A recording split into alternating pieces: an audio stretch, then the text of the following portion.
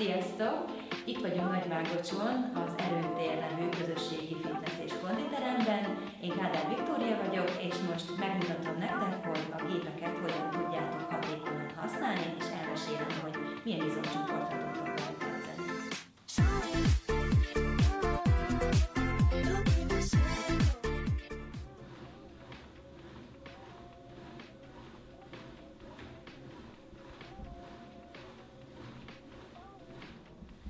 Az elliptikus tréner egy nagyon jó kis kardiógép, azért nagyon hatékony gép, mivel hogy a karokat is bevonja a mozgásláncba, és gyakorlatilag egy teljes testes edzést végezhet az, aki elvégzi ezen akár egy programot beállít magának, vagy csak az alap sebességen egy 30-40 percet dolgozik.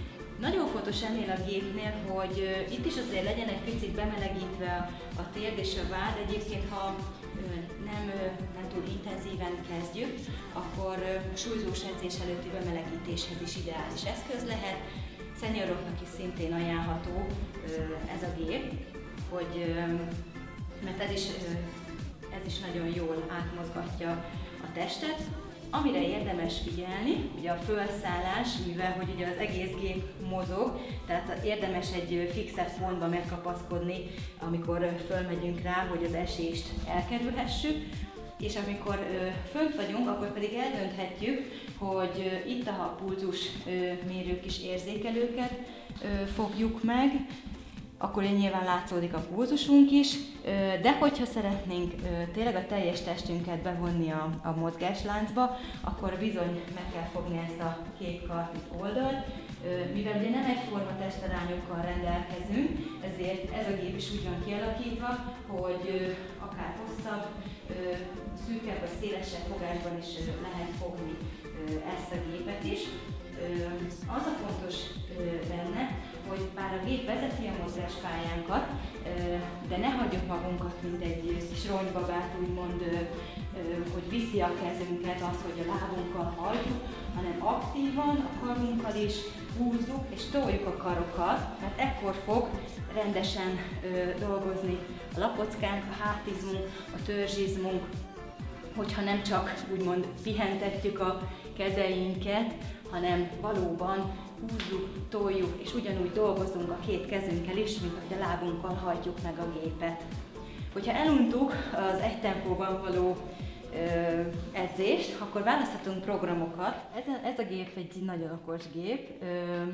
Nem csak a 4 gomb van rajta, hanem van rajta egy ilyen tekerentyű, amivel itt most éppen a sebességet állítom.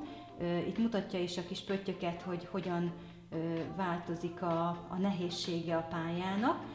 Tehát, hogyha mondjuk nem vagyunk megelégedve ennek a pályának a szintjével, túl egyszerűnek tűnik, akkor akár a programon belül is tudunk nehézségi szintet állítani, hogy hogyan szeretnénk edzeni. Itt a kis közepét meg lehet nyomni ennek a gombnak, így ez nagyjából az OK gombot jelenti, tehát hogyha kiválasztottuk a programunkat, akkor ezzel az OK vagy a kerekgombnak a lenyomásával tudjuk elindítani a programot. És akkor utána a start gombot, ha megnyomjuk, akkor elkezdi számolni az időt, hogy milyen régóta csináljuk a programot, illetve a távolságot is, hogyha most elkezdenék például mozogni, akkor itt már ezt így mutatná. Igen. És ha végeztünk a programmal, akkor a stop gombot megnyomhatjuk, és akkor az utánunk érkező is ugyanúgy ki tudja majd választani a programot, illetve hogyha szeretnénk a gépből kitörölni azt, amit mi előtte dolgoztunk, akkor ezzel a reset gombbal lehet gyakorlatilag lenullázni az egész gépet, és így várhatja a következő sportolót a gép. A gépen többfajta program is található. Én most ezt a P5-ös programot választottam, én ezt most elindítom, és akkor ahogy elkezdem, ő méri az időt, hogy mennyi idő alatt végzem el ezt a programot igazándiból, és nyilván ránk van bízva, hogy milyen sebességgel végezzük a gyakorlatot, hogy mennyi idő alatt akarunk egy ilyen programon végigmenni.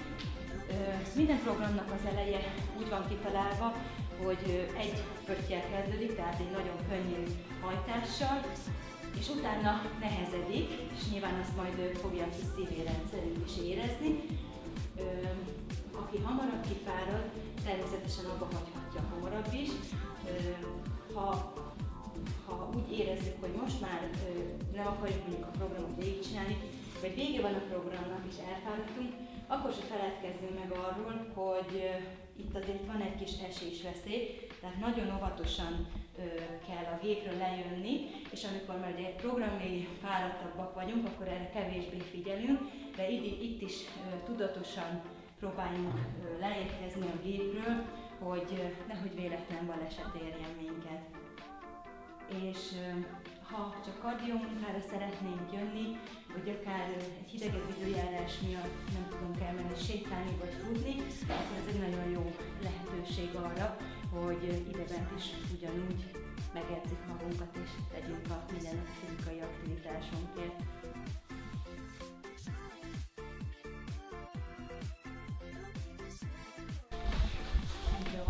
Nagyon fontos, hogy amikor végeztél az edzéseddel, akkor fertőtlenítsd le magad után az eszközöket, illetve mindent pakolj vissza oda, ahol találtál, hogy az utánat érkezőknek is kényelmes legyen az edzések.